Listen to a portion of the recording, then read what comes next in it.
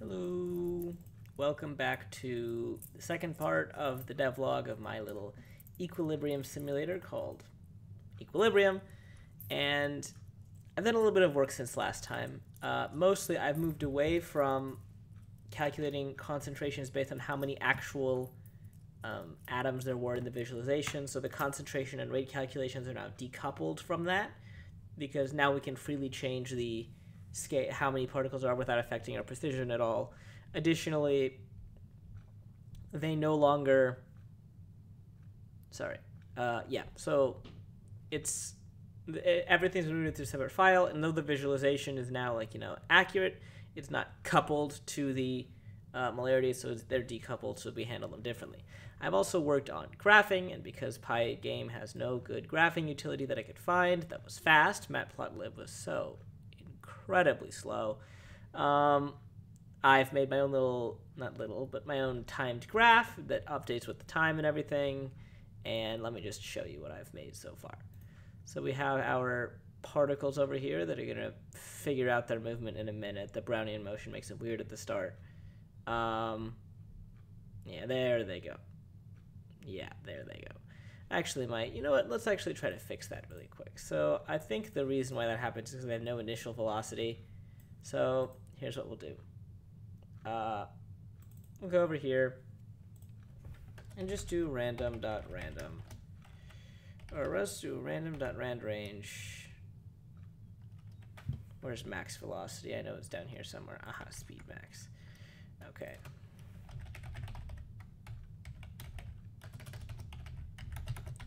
I think it was 200. Yeah.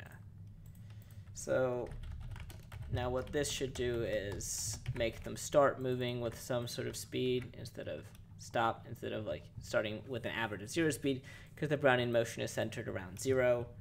So we'll do anywhere from 0 to 50 times speed scale. That's going to be their initial velocity. And this might help some things a little bit. Forgot that we need to actually we can just round that. No need to floor it. And because random range doesn't actually take floats as inputs, so we'll just do that. That should help. There we go. Now they start with some initial movement, and the Brownian motion will augment that. Anyway, so if you look over here, you have our graph of the concentrations with the legend up here. Our reactant 1, the red, is our reactant 1, which is those black balls that are bouncing around. Reactant 2 is the plain yellow circles. That's the green line here. And then the product is obviously the two combined ones, and is the blue line up here. So you can see there's 6 molar product, 2 molar reactant 2, and 1 molar reactant 1. And that's just the equilibrium for whatever it's set right now. And the graphic reflects that. If I push the reaction backward and drop the concentration of products, you'll notice it tries to settle back to equilibrium. The jaggedness is just because I manually reset it. If I push it forward, it'll jump back to equilibrium the other way. And as before, you can change the equilibrium constant. So that reaction favored the product. Now let's just make it not favor anything. Is it neutral equilibrium? Oh, I thought I fixed that bug. Ugh. Okay, well, see how that pops stuff off the top? I really don't like that. So I've been trying to fix it recently, but it didn't fix, apparently. So let's try it and go and fix that. That should be over here in get data range. I don't understand, because it should work. Okay, so what is it thinking? Maximum data range is 2. I don't even know why we're getting the minimum, because we don't need this. Just math.seal this. This is the issue. This was the issue. And then we can just change this to 1, and then that should solve the issue. Yeah, much better. Okay, so now we have that nice gap there. And we can also push it forward, and then it'll settle back to a different equilibrium point. And it tells you, obviously, the molarity right here, because it's kind of hard to read the graph when it's all the way over there, and it gives you this nice historic plot. This time axis scrolling by and updating as well. You could also go ahead in here and change the initial concentration, so let's make it have, I don't know, 4 molar this, and then only 1 molar that.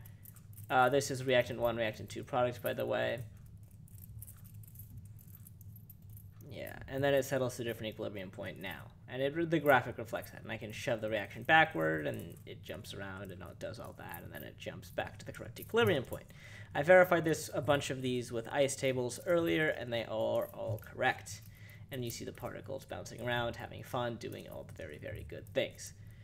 Yes. So yeah, that is what I plan to add another graph of equilibrium constant versus reaction quotient. Maybe like down here somewhere. I'll probably extend this a bit, extend this whole thing a bit down so I have more room. This part of the screen will probably be for like options, like, you know, selecting a different type of reaction, I guess, or like starting or stopping the simulation or stuff like that, or maybe saving stuff to a log. I'm not sure. We'll figure that out. You'll be able to heat and cool it from here, change the volume maybe, like maybe this could be a slider and you can change, that's how you change the volume, so it increases the concentration. Maybe you can dilute it. I'll work on that later. Down here will be some buttons to like add or remove products, because now I'm just shoving the reaction forward, but I'll make it a way so that I can actually add or remove product and just change these concentrations raw. Because this actually doesn't change the net concentration. You see the equilibrium point is the same here as it is there. It's just forcing the reaction to go backward or forward by just, like, you know, increasing the molarity of this by 1, or increasing the molarity of the product by 1 and decreasing the molarity of the reactant by 1. So there's no net concentration change. Stoichiometric create list. Yeah, you'll be able to select rate laws over here and maybe some like change the. Yeah, I think I'll have like you can do simulation options over here, and then you can like options of the environment over here, like heating and cooling and volume and diluting and stuff like that. I don't know. I'll work on it. The next thing I'll add is probably that graph of K versus the reaction quotient, and then heating or cooling. Design will be a kind of toward the end thing. But yeah, that's all I have for today. I hope you all enjoyed. Let me know if there's anything you think I should add, improve on, anything else like that, and have a great day. Bye.